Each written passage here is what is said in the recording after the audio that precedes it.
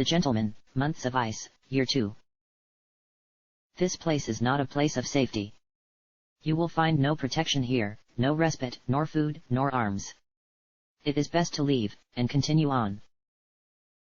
You will be safe, ahead. It was the third such sign they had passed since descending into the cursed underground tunnels, and Leopold's planned shortcut had become a maze of passageways, all alike. It didn't dishearten Mammon to see signs of grandeur and safety that turned into ominous warnings. What really got him was that they looked for all the world as if they had mostly been ransacked despite the text in blinding yellow paint that hadn't chipped or cracked despite the age of the place. And that although most of the rooms had been stripped of anything of value, if they had ever had value to begin with, all three of them had been resealed with great care, and possibly one heck of a soldering gun. Boss, I think we're about there. Mammon began, then quickly added. And though I can't agree with the time it took to get here, you were right about one thing. There's treasure ahead. A lot of treasure. Mammon never really tried to hide his greed. It was a helpful trait, he figured, the kind of thing that could end up making someone wiser, given time. Counting coins led to better math, unearthing treasures encouraged a sense of adventure. You could find out a lot about a person by their reaction to skimming them out of a priceless artifact, and if things turned bad, or they happened to have an amazing sense of humor, you could even return the thing. And perhaps even make a friend or two. Finally. I can't. Leopold stuttered, sneezing. Sorry. I'll be glad to be out of here. I apologize for the detour. I can only promise you that it's worth it. It has to be worth it. The dust hadn't been good for the old man, and his skin was more worn and leathery than before. Mammon couldn't say for certain, but for a while, as Leo had slept, there had been moments where he just stopped breathing. It was pretty alarming, to be honest. Yeah, okay, more than alarming. And sure, part of him would be glad not to be working for the boss anymore, but that didn't make Mammon bloodthirsty. That just wasn't his style. Money encourages trade. Trade encourages diplomacy. Diplomacy encourages talking to people. In practice it often was more similar to highway robbery, but Mammon tried not to dwell on that. A good trader learned to try to understand people, no matter how different they were than themselves, and Mammon considered himself a pretty darn good trader. And maybe, just maybe, he didn't want to see any more unnecessary deaths. Even Leo's. Krim though. Krim was another matter. He hadn't been able to get a good read on her, recently. It wasn't just that she had been distant. Krim Salino was a woman who needed her personal space. Not just because of vanity, mind, but to think. He had seen the way she stared off into space, and there was no way that was just because her eyesight was poor and she needed contacts, or something. Do you need glasses, Krim? What? Krim Salino, who had been walking slowly forward with her wings held around her like a fiery cowl, squawked in surprise, and not a little amusement. Dear Mammon, you must be quite cheeky to suggest I'd have anything but perfect eyesight. I can make out the strange runes over yonder with perfect clarity, though their language eludes me. Krim.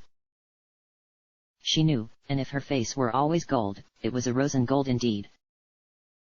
Those aren't runes. Those are letters. Oh. Well. Fluttering about and half-heartedly laughing in embarrassment, Krim Salino pondered the demon's words. She hadn't needed glasses before the incident, to her knowledge, but with all this traipsing around in the dark like the sort of commoner, sapping castle walls, she had felt a little hemmed in. Perhaps even claustrophobic. The ceiling closed in on them, and the hallways closed around them, and every step was a laborious affair compared to the freedom of constant flight. She was not used to this form, but she was accustomed to it, and amongst the soil and tunnels here, she had nothing. Glasses wouldn't look bad on you. I mean, being a bird lady and all, they might look a bit weird. Dear Mammon. But they wouldn't look bad, is all I'm saying. They'd kind of make you look regal-like. Mammon threw up his hands, figuring he had already made a misstep as it was. Thank you, Mammon. I suppose I'll consider it in the future. Crimsolino settled back onto the ground, not enjoying the feeling of rusted tracks against her talons. They made a painful chalky tearing sound with every step. But then again, as she fluttered around Leopold and supported the old man as he walked, it was worth it not to have the old man collapse amongst the ruins here. One thing he had said stayed true to her through all his lies. She did not want to die or fade away in this ruinous place, with its ghosts of machinery and wickering blue blades. Thank you, Duchess. I am afraid my cane has begun to feel tiresome. You must forgive an old man his inability to remain focused when victory is so close at hand. Leopold's voice fell in horror as they come across their destination. For not only was the passage upwards sealed by a large metallic grating which would not turn even as all three attempted to move it, but where the iron had fallen away to rust and stranger things still the passageway had been bricked up entirely. Leopold fell to his knees, leaning on his cane and wavering as his voice for once lost its cruel confidence. At first, his tone was almost petulant, like a child who had lost a favorite toy, and then pleading. But finally, every syllable was resigned to the truth, that they had been utterly blocked off. My friends, it appears we've reached an impasse. Tapping the strange, vaulting gate with his cane as if it were a troublesome pupil instead of an insurmountable obstacle, Leopold gave a brittle laugh. I overestimated my wisdom, and now we're all going to die here. And when I was so close, too. Whoa, boss. Let's not be hasty now. Your marshmallow men can take care of this, right? Just emanate up in here and sorta storm the door until it's open, then dig through the bricks, right? Right. Mammon tried to hide his own desperation, but looking into the glazed eyes in front of him was not doing much to keep the demon calm. Crimsolino placed her beak on his shoulder, bit him very delicately, and dragged him to the side, eyes spelling out that glasses or no, this was not something he should be meddling in. Her tone was soothing and accustomed to the politics of reassurance as she circled Leopold in a blur of dust-coated red and gold, whispers designed to send the message that none of this was his fault, even as it all was, and they all three knew it. Sweet Leopold, have you not considered that there is a silver lining to this? And that it is when you are moldering here, I shall be free, at least, of the cruelty of serving you? You have shown such great fortitude in commending such listless servants as Mammon and myself, certainly, no mere passageway can keep your tremendous wit at bay.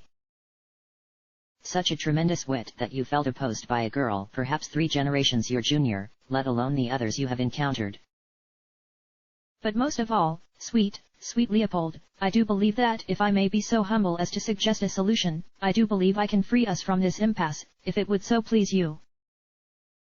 Leopold's eyes narrowed, the familiar distrust reflecting the Firebird's unflinching smile. Her beak would allow little else, after all. Very well. Tell me your plan. I'm willing to listen to anything right now. So long as it doesn't involve turning back and walking the way we came. I don't think I could manage another trip in that direction, through all that dust. He laughed, but didn't even try to make it sound genuine. It was hoarse and old, and above all, tired. We have passed several stations with strange text of some kind. I haven't really been paying attention to the text itself, but certainly whatever was dangerous enough to merit a special warning of some kind could destroy anything the ancient dwellers of this realm threw together as a seal. Leopold brought one hand to his face, eyes narrowed. He stroked his beard with a slowly returning smile, the look upon his lips speaking of, if not hope, agreement. Yes. Not bad at all, not bad at all. There must be something amongst the ruins here, and if my guess is right, I know exactly what and where it shall be held. Harumph. I'm sorry. I have no clue what came over me, it is the lack of light in these tunnels. None were meant to live so far beneath the ground, only the desperate and the foolish would so try. Come then. Let's go, no more milling about. Mammon shot the harpy a look, and she returned it. They held the look while waiting for Leopold to rise to his feet, and then made a tributary show of acting as if they hadn't been waiting for him to do so before following him forward. As usual when Leopold's drive took over him, however, he was as good as his word. After Crimsolino tore through the glass that had sealed the chamber they passed by earlier, they entered into it expecting to find different things. Crimsolino had assumed, perhaps, that some terrible weapon of a bygone war had once lay amongst the bright golden text, something that would be fitting of a great and terrible conqueror. Mammon had assumed it to be more terrible still, something that might have racked the realms of demon and others alike with terrible plagues or horrific delusions. And perhaps both of those things were true, or had been true. But it was Leopold who walked out with pleasant smile as Mammon hefted the drill behind him. You know, boss. Isn't this going to be useless without some sort of power source? Perhaps, Mammon. Perhaps. But even if we can't power it yet, I can only imagine there must be an outlet nearby. And where there is an outlet, there must eventually be power to supply it. We will find our power, and with it we shall earn our victory, and our freedom.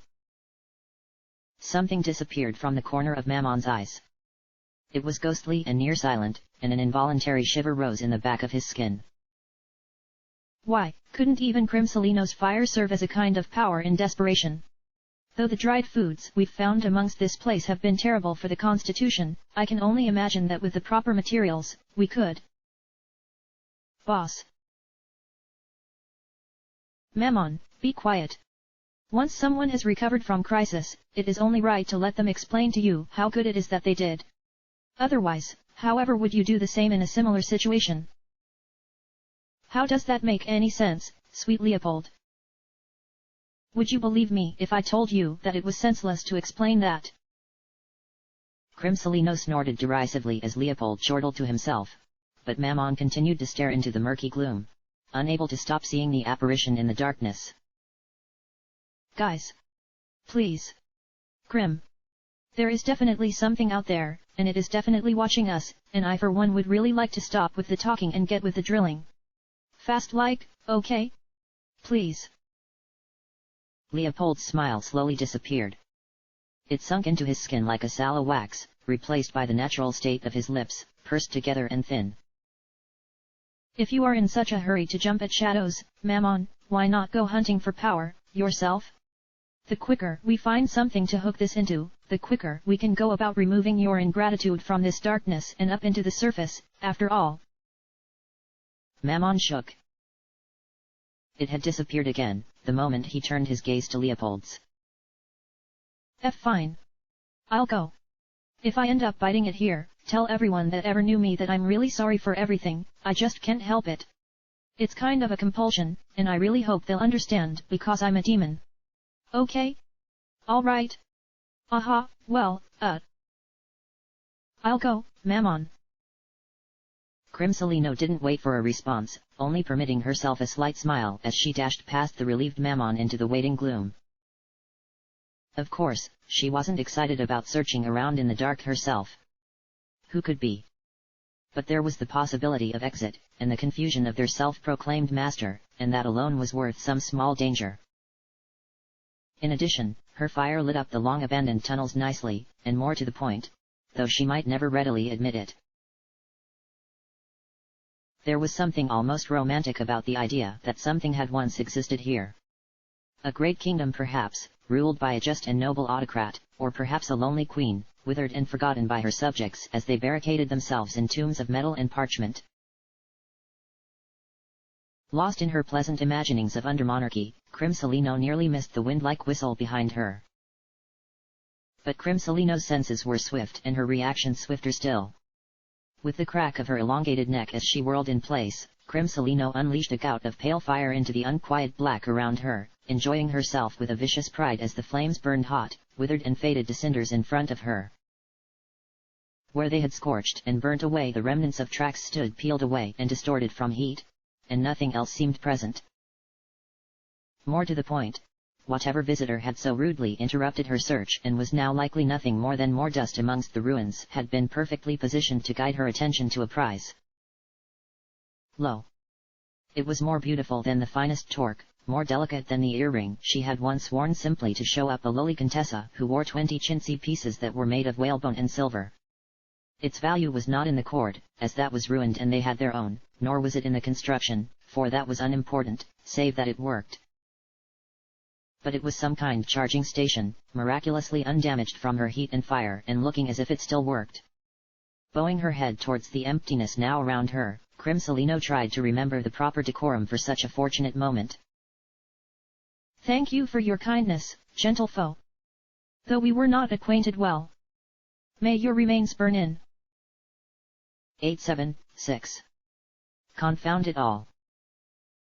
Unwilling to spend time revising a courtly poem for the death of an unknown enemy, Crimsolino bristled at her own inability to match a better rhyme and fluttered off, marking down the location well. Unfortunately, her return was as disheartening as her discovery had been pleasant. Leopold was fuming, as the norm, and Mammon was gone. Leopold! Sweet Leopold! She said with barely concealed exasperation, thanking once again her birthright and upbringing. However cruel the lessons of nobility have been as a child, losing her temper now would have been deeply detrimental. He shot his head up, eyes unfocused. Oh! Crimsolino! Good news, I take it. Perhaps, might I inquire as to where our good friend Mammon might have wandered off to? I sent him to find food. I am sure he'll be back shortly. Leopold's voice was dismissive and there was clearly more to it than that. But he would not tell, and Crimsolino knew that tone and that posture. He was in that mood and that dangerous temperament would see any further questions as a challenge to be put down and snuffed out. She expanded and traced her wings through the air, an approximation of a curtsy as graceful as she might make in this thrice-cursed form. Well, sweet Leopold, I have found the power you so seek. Let us quickly away to it, that we might be ready and able to leave when he undoubtedly returns. Luckily, that meant Leo wasn't thinking straight and that he couldn't see the worry in her face. At best he would mock such worry, and at worst it would prove another little danger. But after so long, with only Mammon as a close friend, could she feel anything but concern? Hardly.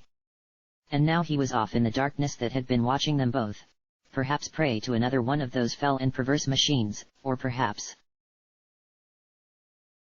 Her reactions were swift, but not always swift enough. The two turned, expressions a mirror of light and sound, as it approached them, roaring quietly upon tracks barely able to hold its own weight. Mammon waved sheepishly from the prow of the tram as it slowly ground to a halt in front of them. A dust-coated but otherwise well-dressed woman waving before jumping off with a load full of surprisingly fresh-looking food. Hiya! You all having some kind of trouble or something? Chapter end.